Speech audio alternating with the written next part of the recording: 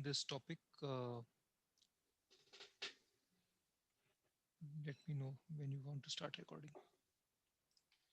Yeah, I have started recording now. Okay, thanks. Right. So this is our second session today, and as we discussed, we would like we should cover maybe a couple of points today at least. One is about this personification and iconography topic, and then the other discussion we could actually keep it a bit open and see what else we want to discuss. So overall, I would probably just begin with this discussion, and the idea essentially is that we look at personification and the for from tantra the scriptures on tantra has basically something called as purva mimamsa, which is the preparation, before we start on this philosophical or spiritual journey. There is essentially a short, so to say, study or comparison of, I would not say comparison, it's essentially recognizing one's nature and, that kind of thing. So essentially, people or men, human beings are classified into three characteristics or categories. One is like so-called the Pashu category or the uh, Pashu level, so to say, which is essentially the common people, which are normally what we call as regular human beings, so to say, us who are insecure, who are dependent on others, who need to be guided and controlled. Uh, they are vulnerable, fearful, have low self-esteem. They care about what the others think and say about themselves, and peer pressure. They are very subject to peer pressure and lacking in confidence and self-discipline and so on. This is the most common category, so to say, of human beings, and this comes under tamasic nature normally. And here, the typical motivators for these people are fear, or distress, sadness, or material needs, and aspirations, and so on. So those are typically the this is typically what we consider under the what is considered under Pashu category. The next is the Veera category. There, this is a higher category which is more independent. They are more into spiritual exploration, risk taking. They are more self-determined, prepared to confront opposition, or they're not. They don't really care if they have find opposition in their family and friends based on what they're doing. They're focused on their goals. They're more confident, brave, resilient. So even if they face setbacks, they come back, and become self-confident and so on. And the primary motivation, so to say, for them is the curiosity or inquisitiveness. They are more eager to find out more about the nature and the reality. Of course, this category comprises of most educated people, and of course, education is not just one factor there, but of course, more curious people are in this category. And the last final highest category is essentially the Siddha or the Divya category. And there, this is considered as independent, enlightened, self-realized, harmonious, balanced, all those kind of things. And the insight, their own recovery, the self-realization, or this insight as we call it, or the pradnya that we call it, that is their primary motivation. So realization, or in more scientific language, these eureka moments or aha moments that they want, they are primarily triggered or attracted towards that, apart from anything else. So that category, this categorization comes from Tantra and Purva Mimamsa. So these are the classes of animals. I have already quickly discussed them, but we could, quickly go through those slides. So these are the categories of people upon who basically are on the path of yoga. And typically the guna, as far as you look at the guna, then in a Pashu or an animal yogi, the Tamasic guna is dominant. In a Veera or a warrior yogi, the Rajasic guna is dominant. And in the Siddha or Divya yogi, the Sattvic guna is dominant. How do they look at God? So Pashus or the animal yogi or the basic so-called the lower level, they look at God as looking at definitely a form, and icons, statues, images of photographs, and these are very, very important. at this level. At the Veera level, the presence of God is mainly from, they're trying to go beyond the material symbols, material symbology or material aspects of the roop or the form of the god.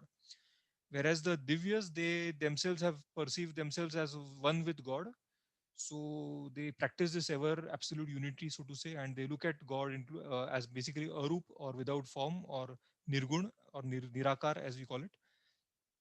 And they don't perceive, for them, of course, they realize that icons and all those are important, but it's not that they don't think that is unimportant. Like we had discussed in one of the earlier chats, symbology is of course not useless, it has its own uses, but they don't need it as far as how should I say, the worship part is concerned. um, and then what are the motivations for having any doing anything. So no, the Pashu category, so to say, or the baser category, looks at yoga to fulfill their desires and avoid stress and all that. So they would practice karma yoga or dhyana yoga or any yoga essentially ki bhai, I want to avoid my troubles and I want to become a more happy person. And in general, pleasures are still their important things. It's not just, it's basically avoiding stress and misery and अरे घर में बहुत किचकिच है तो I know I'll go to this have go to sing bhajans and it will be fine, or I'll go away and meditate for 10 minutes and I'll be better, at least वो office का stress सब निकल जाएगा. So it's primarily avoidance of something negative is the primary purpose of doing something. It could be anything. It could be karma yoga also. Or it could be bhakti yoga also. It could be even, I'll immerse myself into study. मैं पढ़ाई करूंगा और मैं पूरे education में जाऊंगा. Why do I want to educate? I want to go to the US. ये India useless country है, यहाँ पे रह के कुछ होने नहीं वाला. So again, that is essentially the main purpose of seeking knowledge, or seeking doing anything. Whereas a Veera person would practice yoga to save himself and others, essentially, to on the path of realization. कि अरे, even if you go to the US, it's not going to solve the problem. There you might be more materially comfortable, but again you are going to have fall into some other traps there. So as such, वहाँ पे कोई जाके कुछ जादू नहीं होने वाला है. And then once that level is crossed, that realization comes in, or that insight comes in, a person might leave aside the desires. कि अरे हो गया, पैसा कमा के हो गया, घर लेके हो गया, गाड़ी लेके हो गया, बोस का स्पीकर लेके हो गया. Now what do I do? PS4, PS5 सब लेके हो गया. Now what? Now what? So then the person kind of goes into this Veera stage, so to say.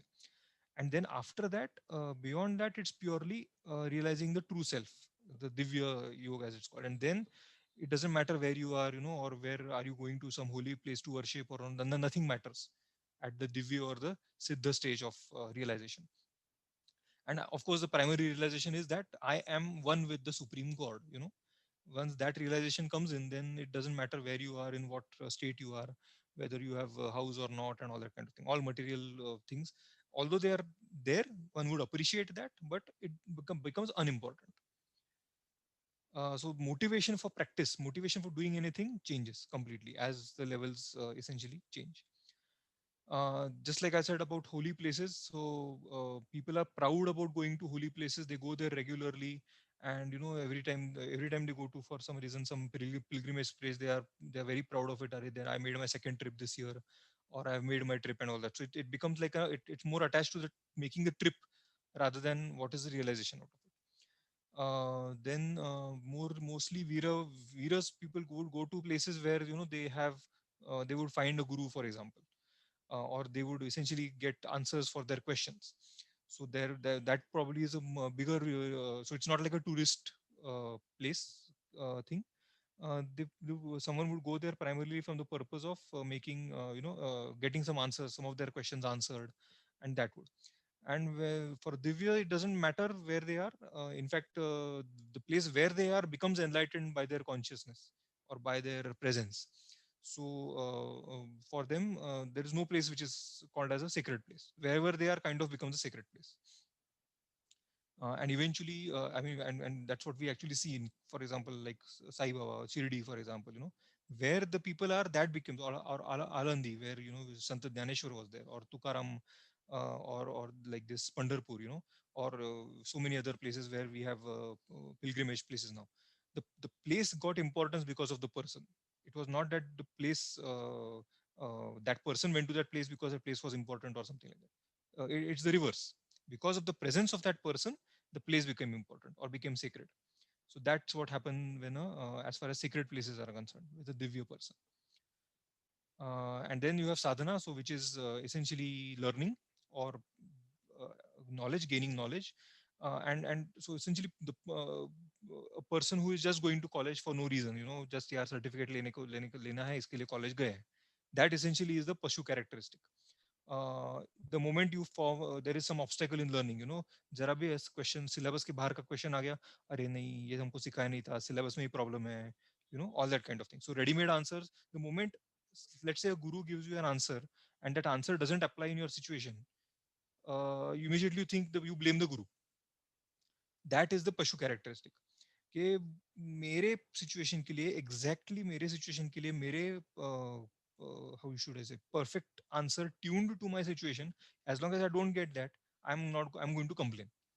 So even if someone gives you ready made answers, it's not going to happen because the person lacks the ability to apply that answer to his situation. So application of knowledge is seen very less. And even if you teach someone to something, they will forget it. तो उसको वो सिखाने का कुछ फायदा नहीं है. So that characteristic essentially comes under this pashu characteristic. Whereas the Veera characteristic, of course, practice is hard. They take the trouble to understand. They of course face difficulty, but they are very persistent in learning and practicing. And obviously, uh, uh, the sincerity is shown and so on. And of course, they have their own doubts and they look for gurus, they look for teachers, they look for how they can better apply this knowledge to their situation and so on. And for jnanis, for divyas, they can do anything.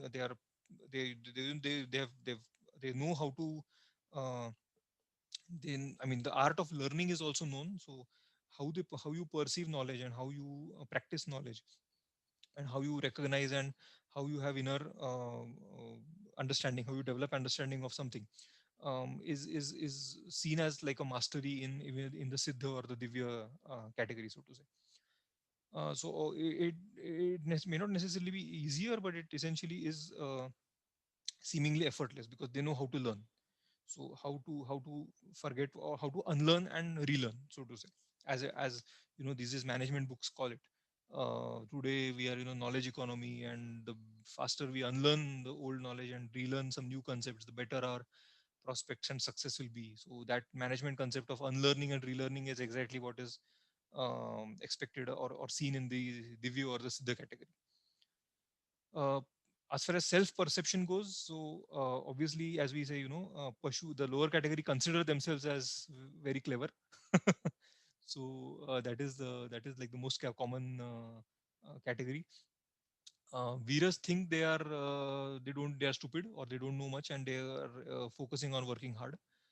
And uh, and divyas, of course, they don't have to worry about this. They don't think about this. They are involved into doing. They are involved into getting ideas. They will, the moment they immerse into something or pay their attention to any task at hand, they get ideas. They are creative. They are able to come with answers. They are able to get understand concepts, and intellectually or from the jnana perspective, uh, they seem to get it, as we call it.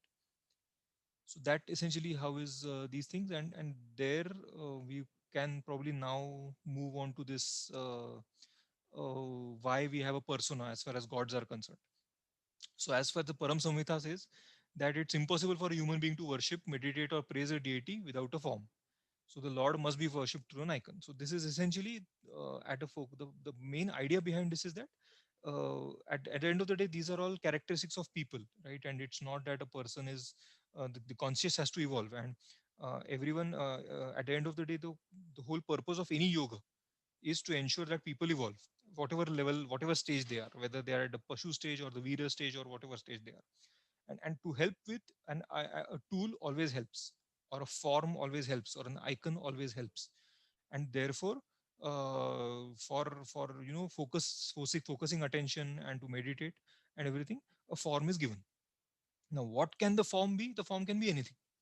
Now in most cases, and that's how our culture is so filled with so many forms of different, so many gods, that all concepts have been given different kinds of forms. And of course there is meaning attached to that form.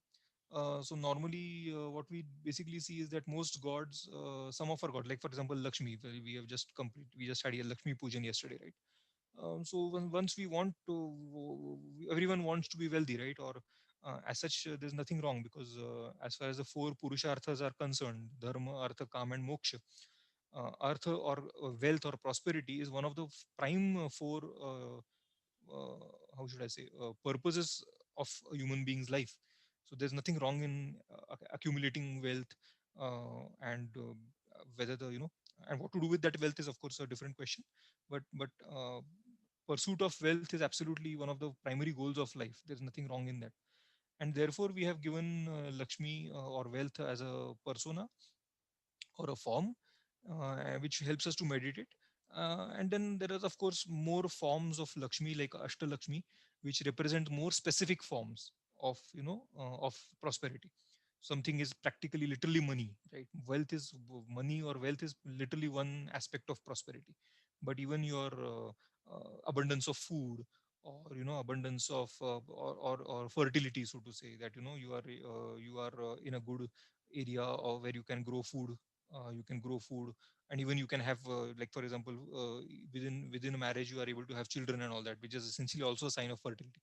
So everything, all these individual qualities, come under this Ashtalakshmi, or eight qualities, so to say, or eight types of prosperities, eight aspects of prosperities.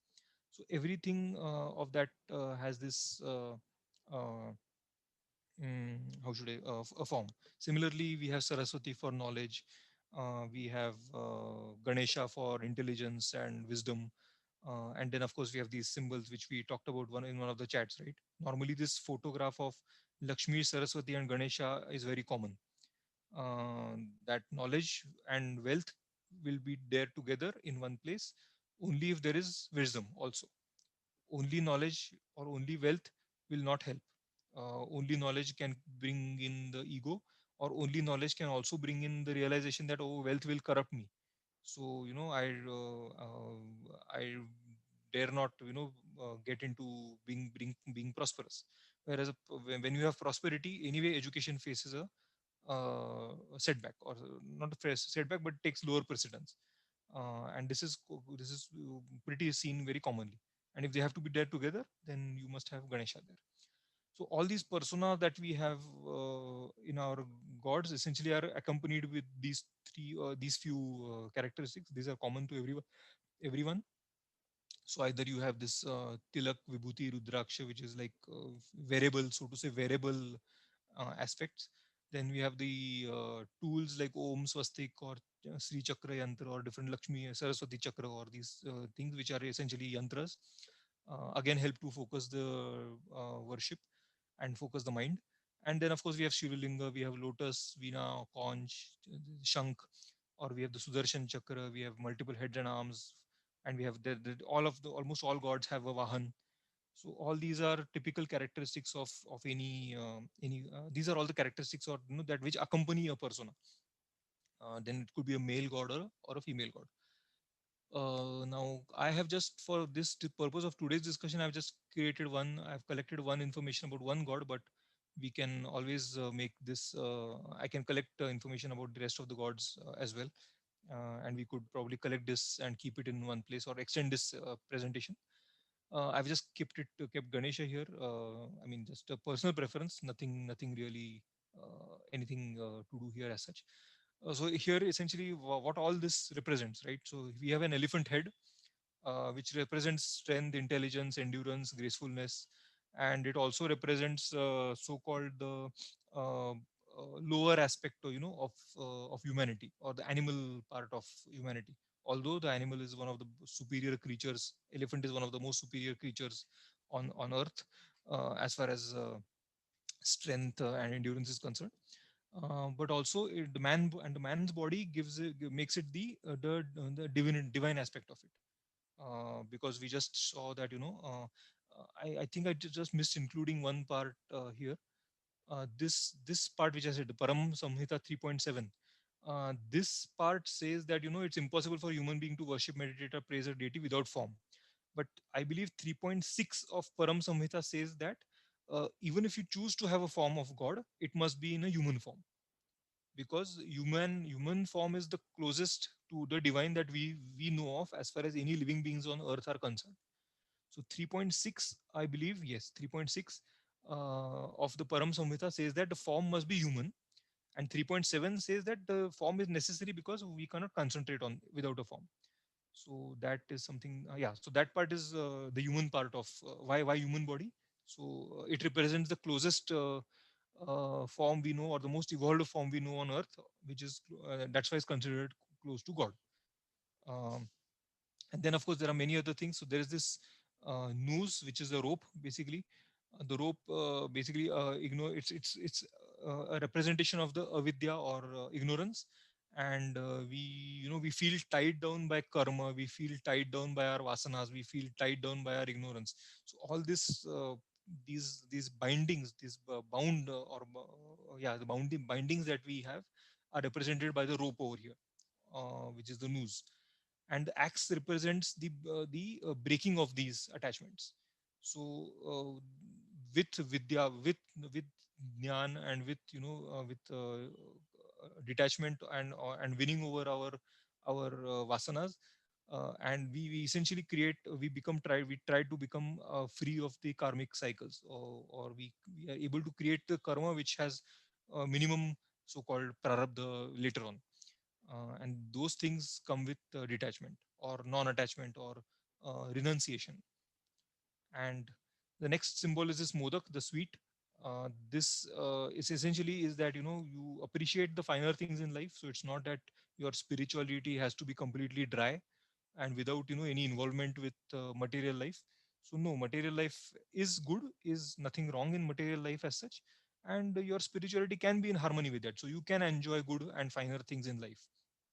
So there's nothing wrong with having a nice Bose or whatever music system at home. It's absolutely not a problem. If it's a status symbol, that's a different problem.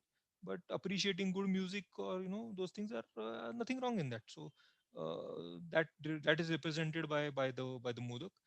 The mouse represents the mind, normally the uncontrolled mind or the negative mind, and of course the chanchal mind. And Ganesha, a wise person, has his mind under control. He has his how should I say, mm, thoughts as well as his emotions under control, and that is a sign of a wise person. uh, then there is one tusk, so ekadanta as it's called. So as you can see here, the right tusk is broken, it's cut into half, or almond, and the left tusk is whole. The story behind it, of course, is that Ganesha broke this tusk to write, use it as a pen when writing Mahabharat. That is one story. When Vyas asked him to write the Mahabharat, Ganesha broke his own tusk and started writing with it. I think there is another story which is related to some war, that some when fighting with some demon. I forgot that part. I'll have to refer to it a bit. But with fighting while fighting one of the demons, that tusk was broken. So that's essentially there. But the symbolic meaning behind this is that there is an ability to discern between good and bad, between right and wrong.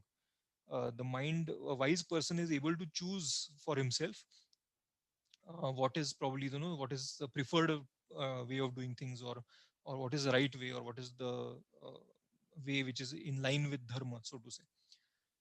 Then there is a big stomach, which also indicates that he's all inclusive. He is the whole brahmand, everything is within him.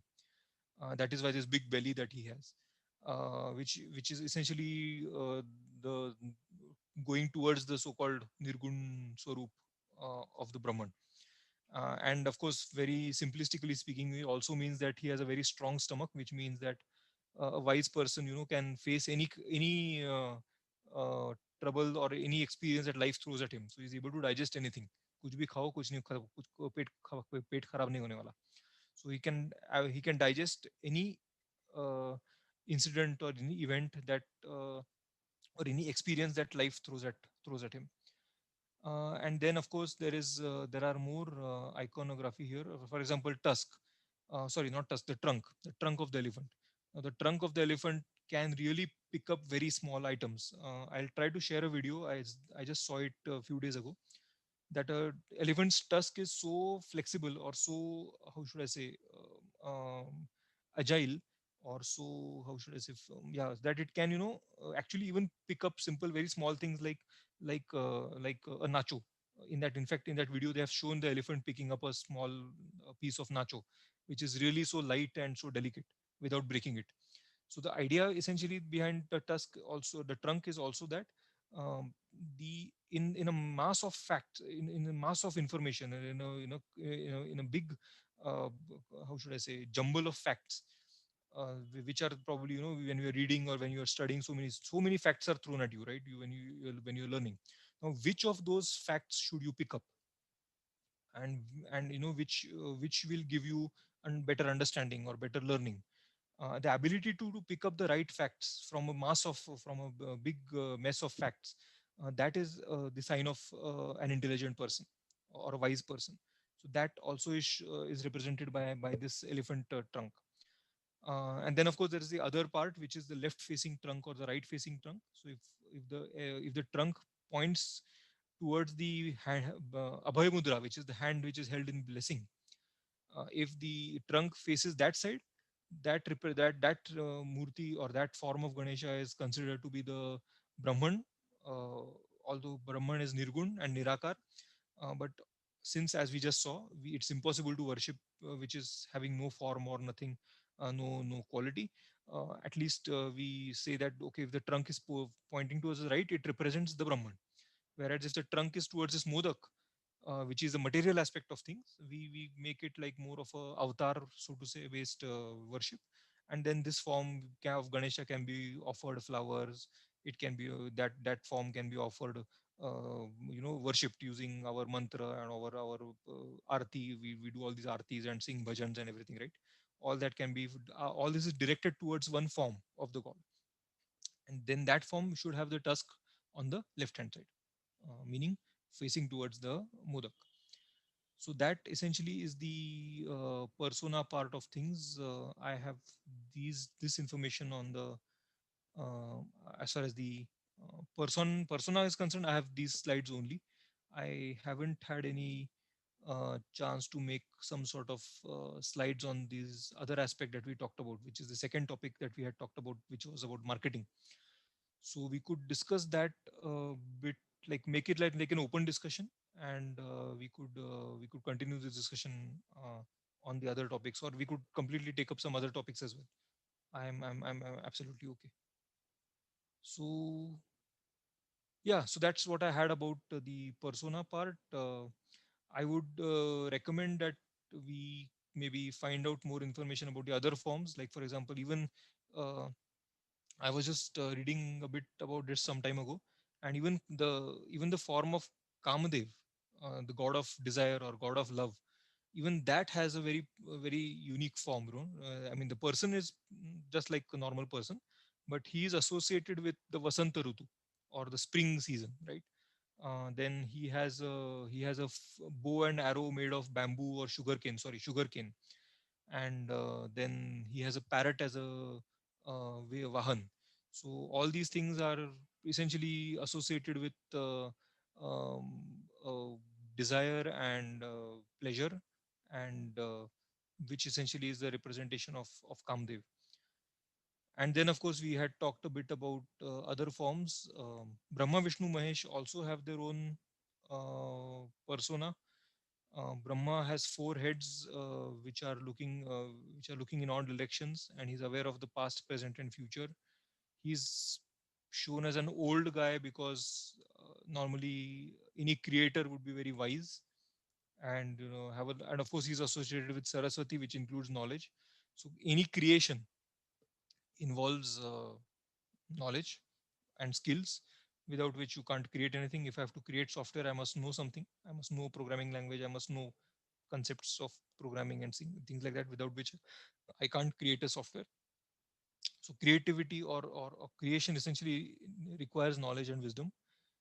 Vishnu is normally the maintainer. So for maintaining things, you need wealth, you need so many resources, which are indicated by the Ashtalakshmi. And Shiva is of course shown as the meditating guy, or the aloof person who is not interested in the creation at all. He is just on his own. He is not even having any luxury around him, and that basically indicates, because he knows that at the end of the day he's going to get rid of this creation and he's going to prepare it for renewal. So if he's attached to the creation, he won't be able to destroy it. So he is completely almost like, how should I say, indifferent to the creation, and Oh, always into his own, how should I say, state. I mean, that's a very simple, again, as I said, very very simple way to look at it, but this is the like a primary. but Kalpak, Yeah, yeah, yeah, Rahul here. As you talked about Shiva, where he is into the meditation form, but then there are other forms of Shiva also, like where he is in extreme dancing form, correct. or like so. What does that mean So actually? the Tandav dance of Shiva is essentially a representation of um, Shiva in action. So essentially, when would Shiva be in action? Let's, for example, say, let's compare it to our universe. Like, for example, Big Bang is the creation of the universe, and that is represented by Brahma. What we know today, the universe and the physics, the laws of physics that exist today, that is all Vishnu in action. Okay, so Vishnu is obviously taking care of the universe, and he's the maintainer. So as long as the universe exists, it's all Vishnu. All right, and that's why, of course, even in the Hindu philosophy, Vishnu is given so much of importance. In fact, if you look at the literature, uh, probably almost everywhere, even this document which I talked about, even this Param Samhita which I talked about, it's a Vaishnav text. So this sentence that we have, that which I talked about, it the form must be human form, and why the human beings require a form to worship. All this comes with these are all Vaishnav texts.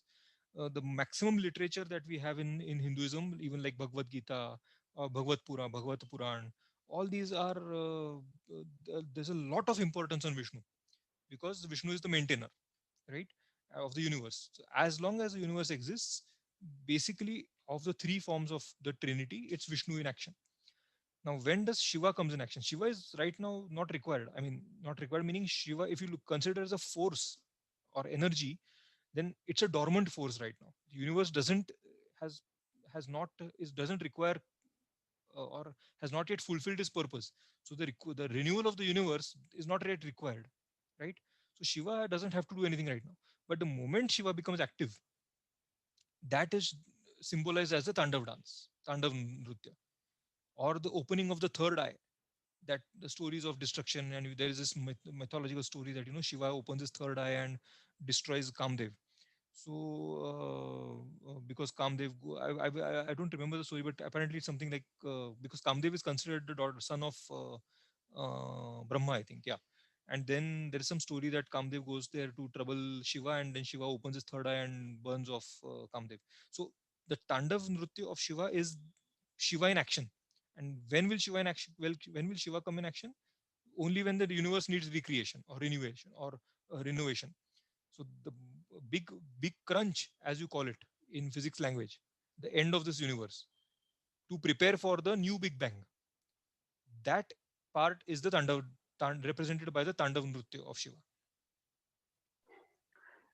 But Kalpak, is it not for every human being? Like we are considering Shiv is only at the end of universe, but is it not apply to the individual human being? Like one human being is coming because of Brahma, and then Vishnu is providing things, then he will go to Shiva, because we see in crematorium and all Shiva Correct, pictures are mostly over there. So is it? correct, It's not. So Shiva is in.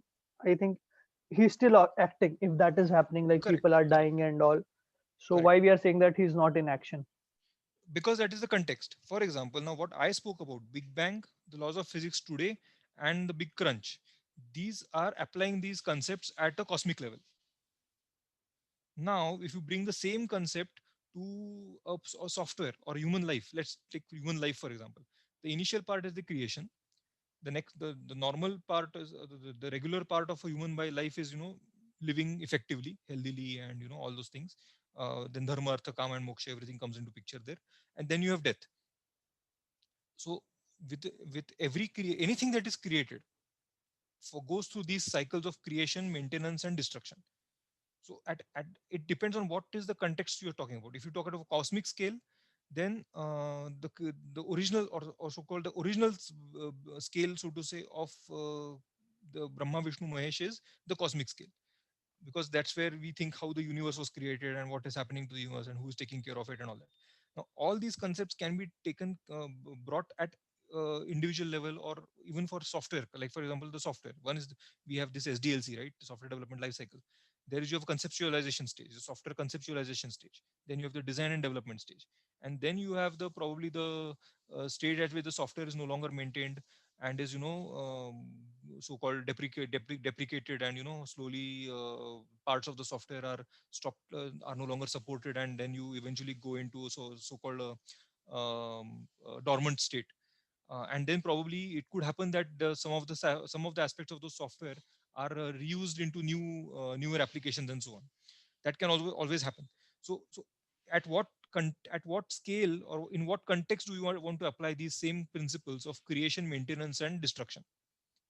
And there, wherever there is destruction, or wherever there is renewal, wherever there is end, and which essentially sets the path for renewal, there you associate Shiva. So with human death, with crematoriums, the idea essentially is that this life has come to an end, this life has ended, and now the preparation for the next life has happened. So again, there will be there you have a picture of Shiva there. So can we take in that way, like though we are considering that Brahma does the creation and Shivji will end everything, so can't it be like that a creation is formed and there are three people like Brahma, Vishnu, Mahesh, they have started doing their duty and they are doing this at human form, and that when the nature or the supreme will decide that okay, the time is over, it will be over. Like these are the three people in a company who are doing their job of creation, maintenance, and that killing part, not Correct. necessarily that Shivji is doing at the end part. Um, it's like this. For example, if you have uh, let's say, how should I say? Um, okay, if you take the context of of an organization, then let's say when a company is created, we have this admin department, and we have the CEO, and we have these people who who are creating the company, and they are doing very different roles. It's more of setting up the company, setting up the processes, setting up I mean, vision, mission statement, value statement, and all that kind of thing, all those things, and then the operations start. So at during that time, this group of people is doing very specific jobs. When the company starts operating, then probably the same group of people are doing very different jobs. And then when a company has to be closed, at that time the same group of people also do very different jobs or different roles. So the roles are represented by these people, or by these forms of Brahma, Vishnu, Mahesh. So if, let's say for example, there's a group of 10 people who wants to start or let's say for example there's a group of people who wants to start a company, and let's assume that they are so what they are doing at the beginning is represented by Brahma. The same people, what they're doing during the normal course of things is represented by Vishnu. And the same group of people, if they're doing different things because they want to close down the company, assuming that the same people are still there, I mean, that doesn't matter really. But the set, so essentially it's like the personification of the actions that are done to destroy something, or to I mean, not necessarily destroy, but to close down something or whatever, the end of signification of the end. So whether there are three people existing from the beginning, again, I would say then we are probably going into mythology, that the people were there right from the beginning. But and that's why the like for example, Shiva is shown. Shiva kuch kaam hi nahi hai abhi. He's just sitting on Kailash doing nothing. And once in a while, because if you look at a cosmic scale, or if you look at individual scale, that okay, once in a while Shiva को थोड़ा बहुत काम रहता है, तो वो कुछ तो करता है. वो Parvati also, and any end is very fearful. We look at any end in a very we are afraid of any end, right? We are afraid of death, we are afraid of destruction, we are afraid of companies and companies closing down. Any end, we look at it at a negative way. Hence Durga is very fierce. or Durga or Kali. Kali essentially is what she's the female feminine form of Kal. That Kal aa gaya, your time has come. So we since we are afraid of anything ending or closing down or shutting down, we look at it in a fearful way, and hence the Tandav dance is also very fierce. The opening of the third eye is also considered very fierce, and even Durga is very fierce.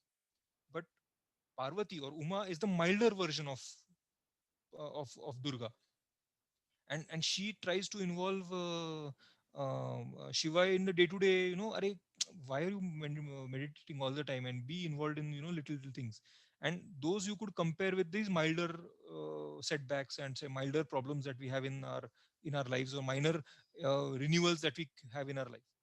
So anytime we renew something, more than it's not such a significant thing like an end of the world, but it's a minor end or minor renewal, and that can be represented by the small actions that maybe Shiva and Parvati take together. But they So also, there, and that's the fun part of Shiva being represented by the Shivling. Now the Shivling and is actually how should I say, paradoxically a symbol of creation also, or a symbol of renewal also. so there are 7 questions in the chat. Thanks for answering Okay, this one. So maybe you can have a look at them as well. okay. Let me just open chat again. Yes, Kalpak, I also wanted to add one point regarding the third eye. Like we talk about third eye and Shiva. So Hmm. in one of the video by Sadhguru, what he explained is that the concept of third eye is not actually like some actual physical third eye popping out from the head. He Okay. said like having a third eye means that gaining some kind of a vision, Hmm. which is like something you can see, which with two eyes you cannot see. I mean, something beyond two eyes now you are seeing. Some kind of enlightenment, or maybe some kind of like Maybe. uh, Yeah, sure. maybe you get aware about yeah. I'm not particularly aware of that interpretation. Generally, what I have heard of is, I mean, like I said, the moment Shiva opens his third eye, it's सामने जो भी होगा गया काम से. From that perspective, that's the interpretation. But if there is some other interpretation of the third eye, I would be happy to hear that. Yeah, I'll look out for that video. Thanks. Yes. I will send you. Sure, I will sure. look. Yeah. See, all these symbolism is at the end of the day representing many deeper concepts. So obviously there can be multiple meanings. uh, in fact, just related regarding this how should I say, uh, I think even with the Ganesha form, and even with so many forms, all these are power packed concepts. It's not that something is literally only one can associate be only one meaning, absolutely fine. So, okay, there are some other questions. Don't sacred places have a special aura or energy? Uh, I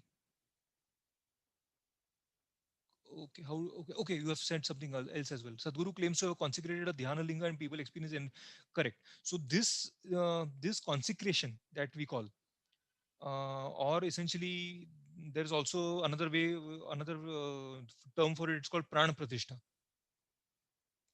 Whenever there is a temple newly created, or any idol installed, any deity, idol of a deity that is installed in a temple, normally this purohit that or the pujari, the brahmin who comes in to install this uh, idol in the temple, he does a prana pratishtha or this consecration.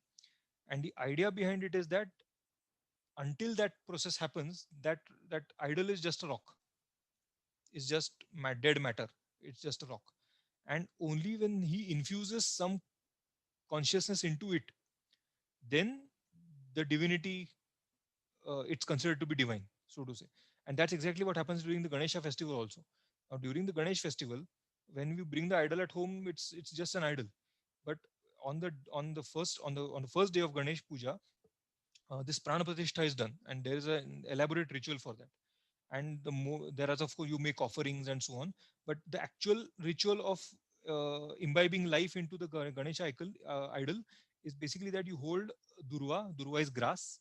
Okay. The grass is dipped in ghee, uh, butter, clarified butter, and then you hold this, the yajman, the person who is performing the puja, he holds this durva on the heart of this idol. Okay, on the heart of Ganesha's idol. And then there is a set of mantras which are recited during this uh, ritual. And that ritual is, the other rituals are completely just preparation, or just okay, I mean setting up वो जो जिसको बोलते हैं ना fielding लगाना, is that. But the actual pran pratishtha is consisting of this ritual, that the yajman holds durva in his hands, dipped in ghee. He touches them on the heart of this idol, and then there is a set of rituals which basically, the belief is that, or the concept is that, some of your consciousness of the yajman is transferred into this idol, and that moment onwards, the idol is considered to be a person who has come into your house to stay for whatever number of days. And then after that, there are of course many pujas, and you make the offering and all that kind of thing, and then you arti, sing the arti and all that. And then when you, at the end of the festival, depending on how many days you are keeping the idol in your home, you have something called as uttar puja. And the uttar puja basically means you remove this consciousness that you had inserted into the idol, and and until that time you don't move the idol at all. And once you perform the uttar puja, you slightly shift the idol of Ganesha, which is considered okay. The consciousness is completely removed from this idol. Now just put it in, go back and go and put it in the river. Put it in some water form, and it's all, it's just it's like a dead body. Get rid of it. It'll merge with the Pancha Mahabhut. So that essentially is the concept. So what now Sadhguru claims to have consecrated of Dhyanalinga is that he claims to have consecrated this Dhyanalinga, and he has apparently done many rituals there, which he believes that, he says that are extremely powerful. And apparently this energy, or even this people, they say, that um, people go to some places where they say that if you go to a certain goddess, or you meet a certain god, your wishes get fulfilled. Now apparently it depends on the evolutionary state of this person performing this prana pratishtha, or performing this consecration, which determines the power of the idol in which the consciousness has been so called injected. So yeah, so and we don't know of this as far as like uh, we do experience, yes, people do claim that they definitely experience a certain calmness, or even some sort of energy when they go there. And I believe it's, yeah, it's probably just because of this process of consecration. So any temple, any idol in any temple has been consecrated. So it's not just that the Dhyalinga is doing something special. Every temple in the world has a consecration process that happens on the idol. Without that, the temple is of no meaning, has no meaning. The idol has no meaning.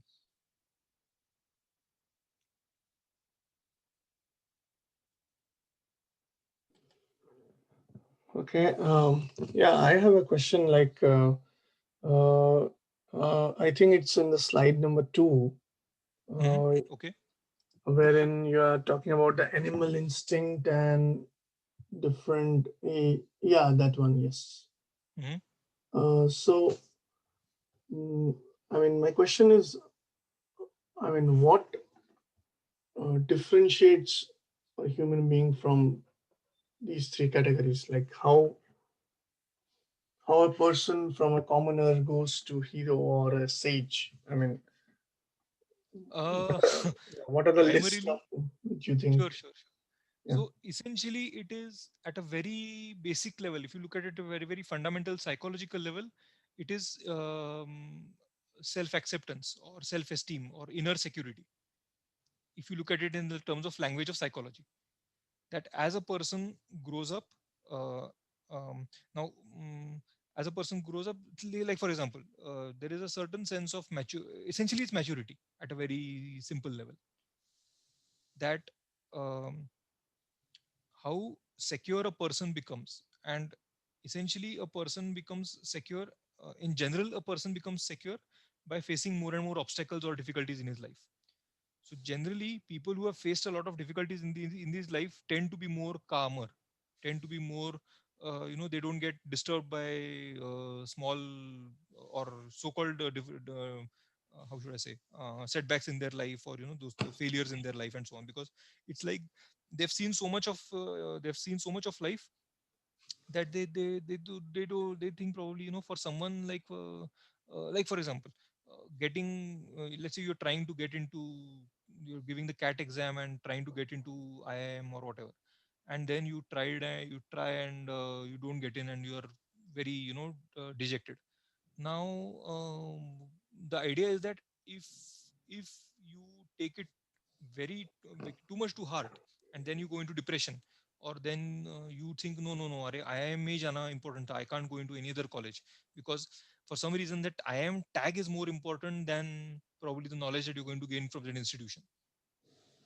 So that is essentially a sense of it's essentially to some extent this part which we are talking about, subject being subject to peer pressure, or being careful about what the others think and say, and so on. Whereas if you think, no, no, okay, it's fine, it's not just the institution, but also, of course, it's not, I mean, I'm talking from a very very simple perspective. There are far more aspects to this, but generally, uh, any anxiousness, anxiety, or sense of insecurity that comes with at the lower levels of existence. With with small children, everything of the children is they are very dependent on parents, right?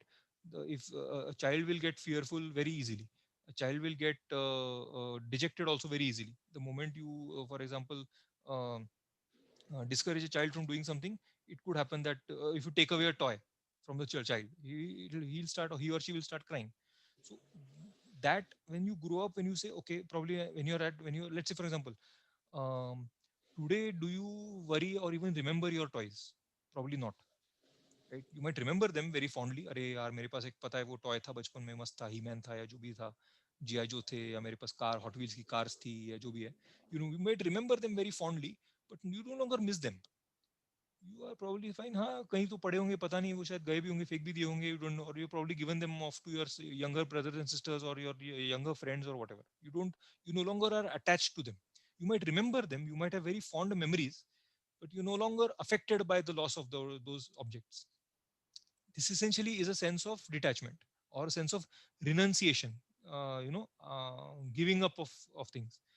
uh, the moment you do that for more more so-called, how should I say, more serious aspects of life, like for example, the childhood toys are probably unimportant, but what about now today your relationships? Can you think of any relationship in your life, or the close relationships in your life, just in the same way as your old toys? That, let's say, you lose a relationship, or there's a break in a relationship. What does that do to you? Now, for example, in most films we see that, प्रेम भंग अगर हो गया तो देवदास हो जाता है, आदमी देवदास हो गया. What is devdas? Devdas is is basically saying that if he doesn't get the love of his life, he's gone. He's getting a drunk, he's becoming a drunk, and he's unable to sustain himself and all that. So all that is what comes under this commoner category. So person who is and unfortunately, our films glorify this in a way, that his love was so true, his love was so strong, that if that didn't happen, he destroyed himself. But that's actually a glorification of the pashu vritti, so to say. Okay. So Yeah. I uh, mean, actually, Pashu and the commoner is understandable that, okay, there is a difference between them and the other two options here. But if you see, I mean, here somehow we are saying sage is, I mean, I don't know if this uh, siddha or a this sage, yeah, upward graph, that is, I the mean, top part, as yeah. per this picture, Siddha Hmm. is the highest form, is Correct. what.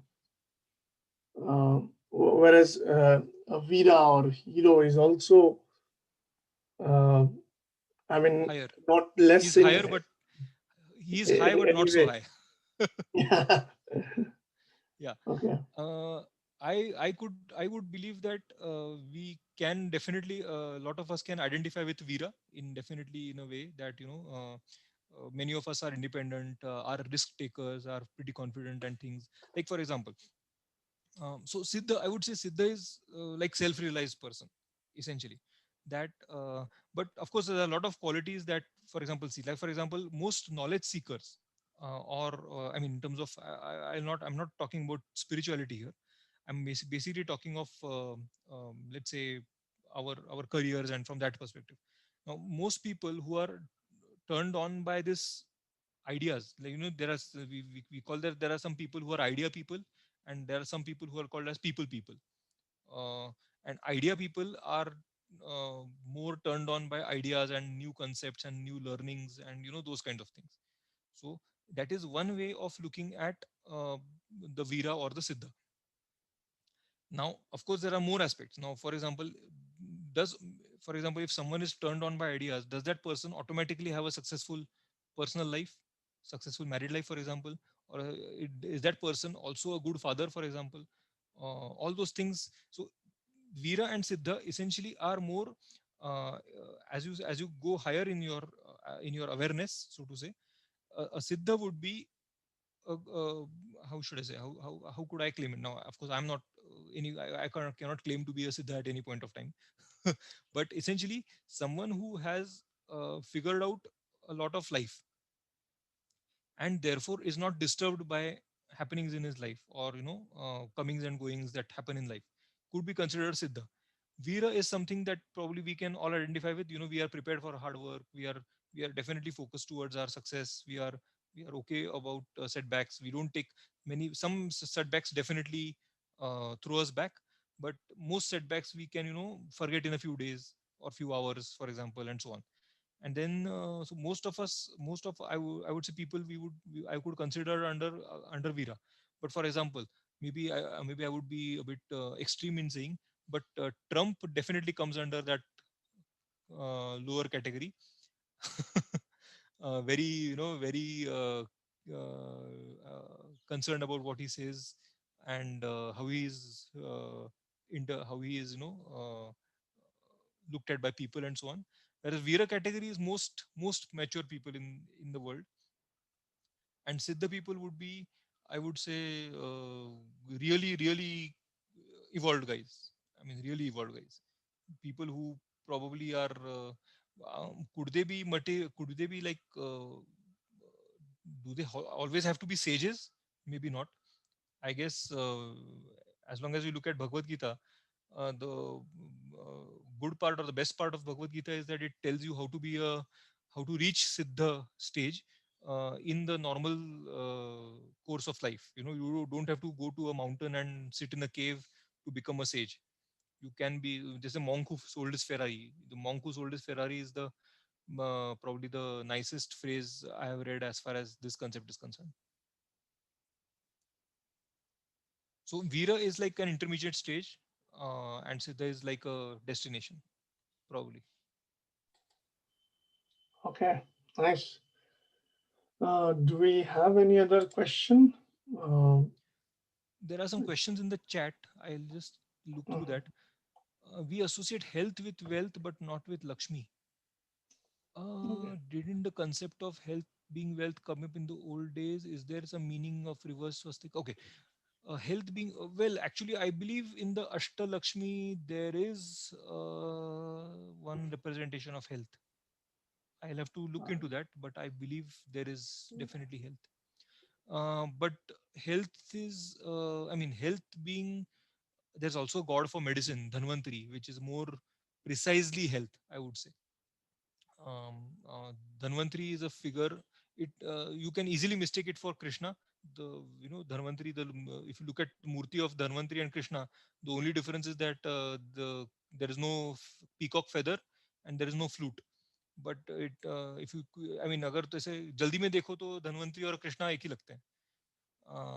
But that is a separate god of health, so to say. But I believe in Ashtalakshmi also there is health, definitely. But primarily health, Lakshmi is with most, not just with wealth, but it's also prosperity. So overall prosperity, not just wealth, I would say. Is there some meaning of the reverse swastik symbol in Indian mythology which German people use? Actually, there is no reverse swastik symbol. It's our history books taught us wrong. Hitler did not make the symbol reverse. It was only rotated by 45 degrees. Whereas the actual reverse swastik is in Buddhism.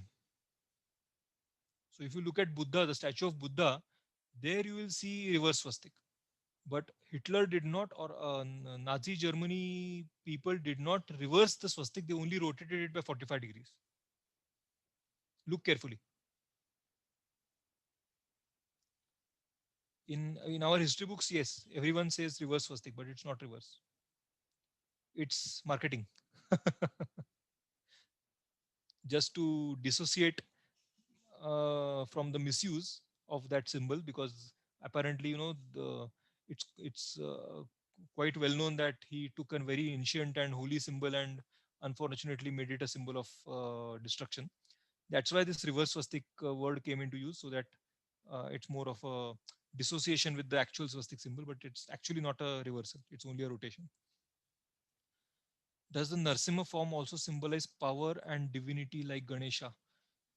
Yes, but I would probably be honest and say I'm not very deep into the form of Narsimha. Definitely power and ferocity, definitely, but I am not deep into that study of that form. But certainly it's one of the avatars of Vishnu, and I only know of this Hiranyakashipu story, but I don't know about any other Narsimha symbolization or something. I only know that it's just I just know that one story about Narsimha, that he comes out of that pillar and takes Hiranyakashipu and he kills him and so on.